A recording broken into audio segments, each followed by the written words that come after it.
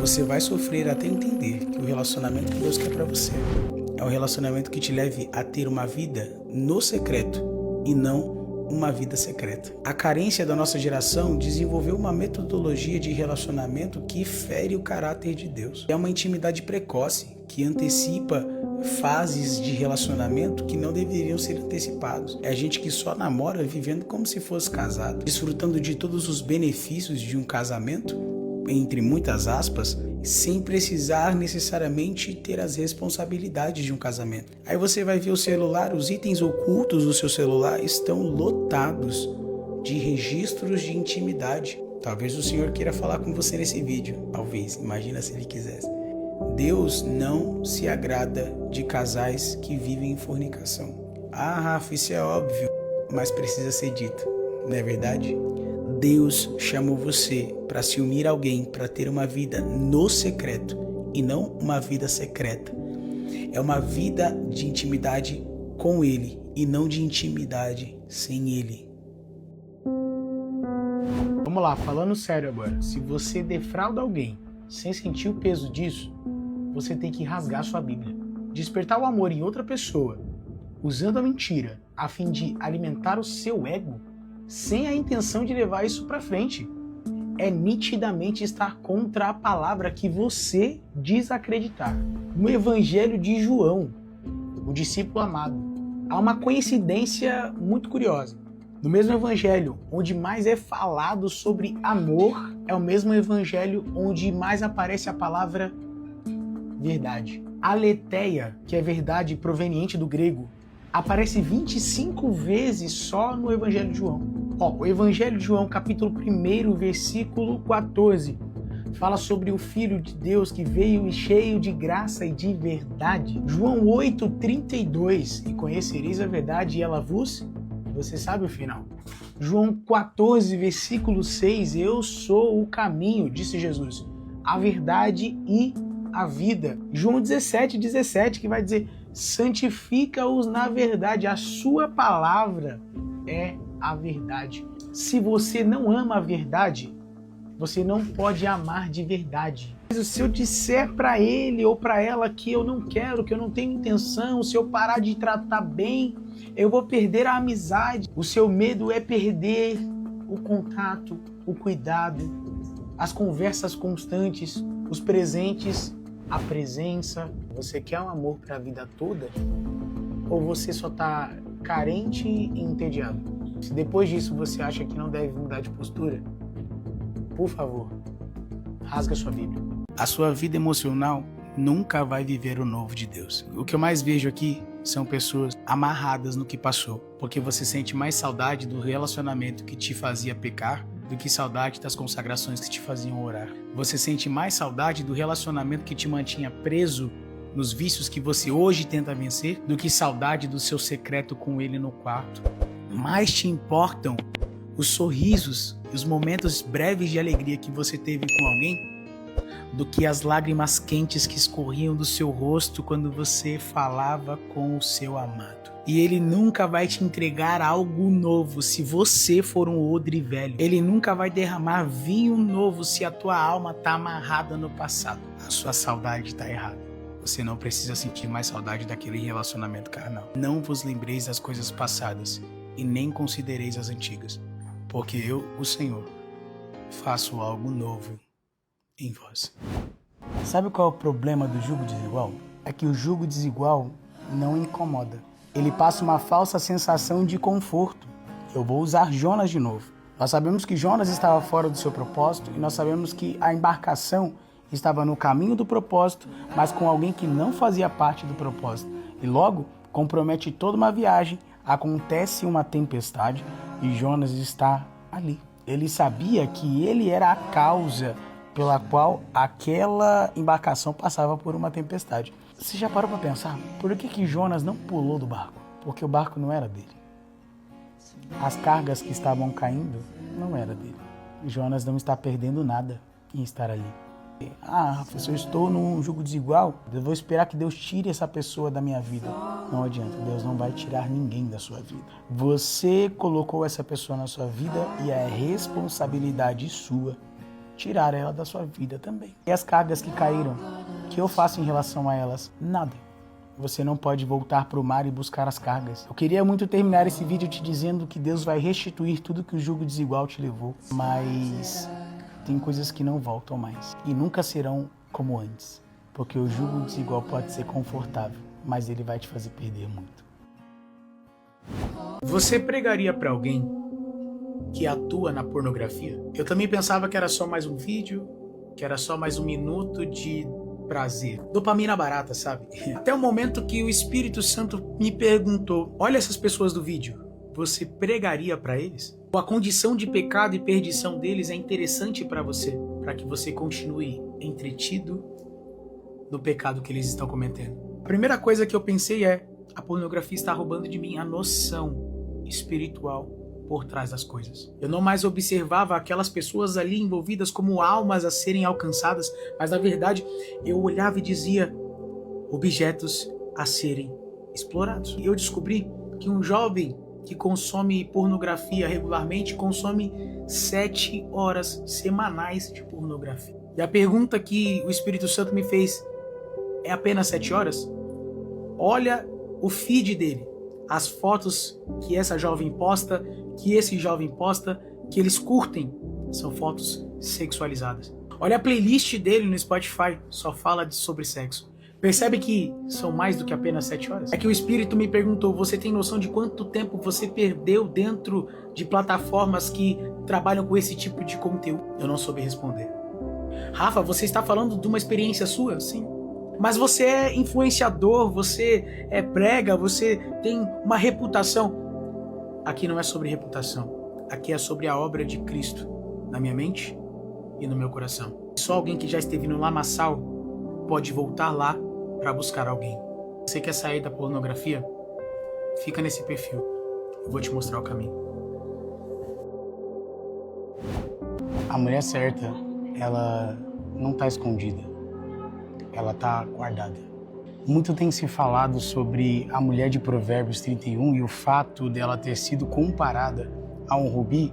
Muitos têm usado para inventar uma narrativa dizendo: mulheres se escondam, mas a mulher de Deus para você, ela não está escondida. Veja Isaac e Rebeca. Quando Eliezer encontra Rebeca para levá-la a Isaac, porque era um casamento arranjado, ela não se esconde, ela não está escondida. Na verdade, ela está cumprindo o seu propósito e ela está disponível a ser acessada. Não acessada por qualquer um, mas acessada por alguém que é direcionado por Deus. Ela reconhece a proposta. Reconhecendo a proposta, ela dá água para todos os camelos que são de Isaac. Ela honra a honra que recebeu. Tem muita gente dizendo: a mulher de Deus é a que está escondida, como uma desculpa para ser inacessível, para se sentir superior, para maquiar uma insegurança. Mas você precisa entender: sem propósito, nem vale a pena chegar perto dela, porque de verdade ela é valiosa demais, como um rubi. E é por isso que ela não deve se esconder, mas ela deve se guardar, porque nem todo mundo sabe o valor que o rubi tem. Porque a mulher certa, ela não está escondida, ela está guardada. Você precisa parar de falar com ela. Tem um versículo... Não vou nem usar a Bíblia para isso, porque tá na cara que já deu, esse cortejo chegou ao fim. Ah, Rafa, mas eu acho que ela tá se fazendo de difícil. Não, ela não tá se fazendo de difícil. Ela só tá te dando falsas esperanças de que vai te dar uma chance para que você permaneça alimentando o ego dela. Então o que você vai fazer agora? Você já entendeu que ela não quer nada, porque quem quer demonstra. Quem demonstra sinais confusos, na verdade, está te dizendo não, sem te dizer. Então vamos fazer o seguinte, deixa ela aí, porque se você ficar se humilhando, a sua masculinidade vai ser ferida. E se tem uma coisa que uma mulher não precisa, é de um homem sem masculinidade, é de um homem sem honra. É quase como se tirasse o H da palavra homem. Então vamos fazer o seguinte, você que é um homem de valor, está disposto a amar como Cristo amou a igreja, você não merece ser feito de tapete para ninguém. A mulher não quer um homem que esteja embaixo dos seus pés, mas sim que caminhe adiante dela. Se o seu caminho não é o caminho dela, ela não quer caminhar com você, está tudo bem. Procure alguém que honre o que Deus te confiou. Pare agora de falar com ela. Você não precisa se despedir do pecado. Mentiram pra você. Sim. Toda despedida requer um último contato. Talvez você se sinta um cristão horrível, porque todas as vezes que você tentou se despedir da pornografia, dos seus vícios, sempre pensava, vai ser só essa vez, é a última vez. É a despedida. Toda despedida requer uma última mensagem, requer uma última visita na página, requer um último contato. Você precisa ter uma última experiência para se despedir. E você não pode se despedir do pecado, porque o pecado não merece despedida, ele merece desprezo, ele merece abandono. Despedida se deve a quem tem honra. Já teve numa mesa que tem aquela pessoa que você considera muito top e você não pode se ausentar daquele ambiente. Por quê? Porque você precisa, antes de se ausentar, se despedir de alguém. Senão é falta de educação. O pecado não merece educação. E eu posso dizer uma coisa, a despedida é o que te levou à próxima vez, ao próximo contato. Não é tendo contato com o pecado que você se livra dele. Você não pode se despedir do pecado. Parou para pensar que a saudade de quem se foi está impedindo Jesus de ficar? Jesus propõe uma parábola chamada parábola do casamento, e aí ele convida todo mundo para um banquete. E algumas pessoas começam a dar desculpas para não comparecer nessa festa. Entre todas as desculpas, para mim, a mais sensata foi: eu preciso sepultar entes queridos. Eu preciso chorar a saudade de quem se foi, de quem talvez eu nem deveria ter mais na minha vida, porque essa pessoa foi sepultada no enredo que Deus está escrevendo para mim. Enredo esse que aponta para uma mesa essa que eu estou rejeitando, pela saudade de quem já foi. Então agora o meu emocional está me roubando do banquete espiritual que para mim está sendo posto. A resposta de Jesus é tão chocante quanto a pergunta ou a desculpa dada. Ele libera uma palavra dizendo: deixe os mortos sepultarem os mortos. Como quem diz, deixe o passado cuidar do que é passado. Deixe nas mãos da morte o que morreu e agora parta para o futuro, que aponta para a vida que ele tem para você. Então, se você se mover pela saudade que está te impedindo de ir ao banquete, você vai ficar só e com fome. Deus não abençoa as nossas opções. Deus abençoa as nossas escolhas. O problema de hoje em dia é que todo mundo tem muita opção. Você abre o iFood, tem muita opção. Você passa mais tempo escolhendo o filme da Netflix do que de fato assistindo o filme. E é aí que mora o problema. É quando a gente tem muitas opções e apresentamos a Deus opções e não escolhas. A gente vê que Jacó, ele entra na casa de Labão. Labão tem 2 filhas, 2 opções. E apresenta a Jacó e Jacó diz: eu quero Raquel, a mais nova. A Raquel é a minha escolha. Ele precisaria trabalhar para ter uma das filhas de Labão. Ele passa 7 anos trabalhando. Labão apresenta no final desses 7 anos a sua filha Lia como recompensa, que não foi a escolha de Jacó. E Jacó, já decidido, estava disposto, porque só quem escolhe está disposto. Quem tem opções está disponível. Jacó, disposto, disse: não tem problema, trabalho mais 7 anos pela minha escolha. Trabalhou, casou, saiu da casa do seu sogro abençoado. Você só vai colher depois que você escolher. Só colhe quem escolhe. Fazer isso em memória de mim. Todo mundo está falando daquela igreja que está tatuando os membros. Concordar ou discordar aqui não é a pauta.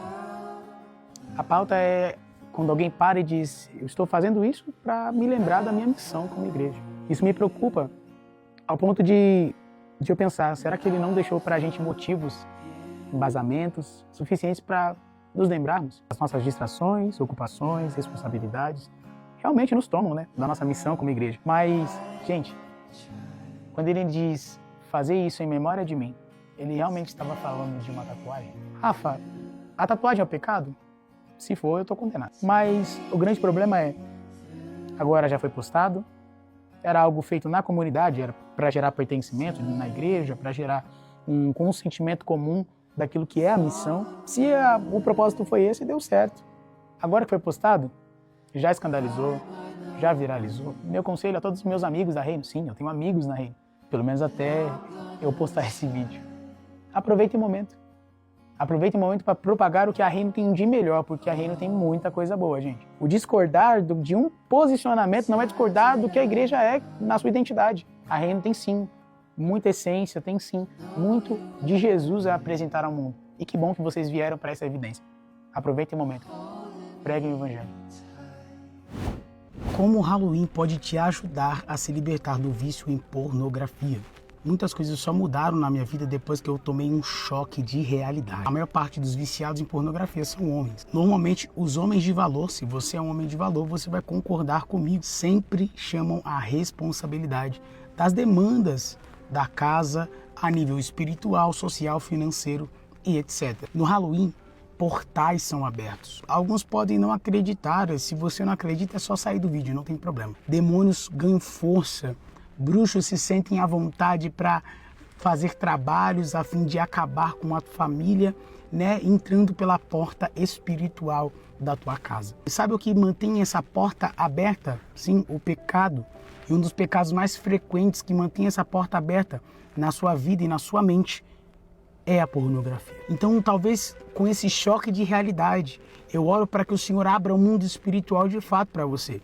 Que você veja de fato que não é só um vício, não é só um vídeo, não são só atores, mas é o mundo espiritual trabalhando ali para destruir tanto a vida de quem produz quanto a vida de quem consome. Chama a responsabilidade da tua casa, da tua família e da sua própria vida, porque você é o sacerdote espiritual dessa casa. Depois desse vídeo você vai dizer: foi a última vez que eu fui escravo de algo, nada mais me escraviza, porque se escravizar você, escraviza a tua casa. Se escravizar você, escraviza a tua descendência. Então não permita-se ser prisioneiro.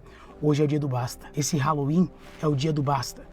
Você vai dizer: Senhor, eu não aceito a escravidão e eu fecho hoje, agora, enquanto você assiste esse vídeo, diga isso. Eu fecho agora essa porta na minha vida. Não mais a pornografia, não mais a promiscuidade sexual, não mais a mente sexualizada. Agora eu vou viver a santificação e a santidade que o Senhor me chamou para viver, e eu vou ser sacerdote da minha casa. Se você é um homem de valor, fica nesse perfil, ó, tem um perfil aqui, clica nele e segue. É um perfil privado onde eu falo sobre como se libertar, como sair dessa cadeia, dessa prisão sexual que é a pornografia. Anotem, escolha uma mulher que trabalha na construção. Vai lá, anota.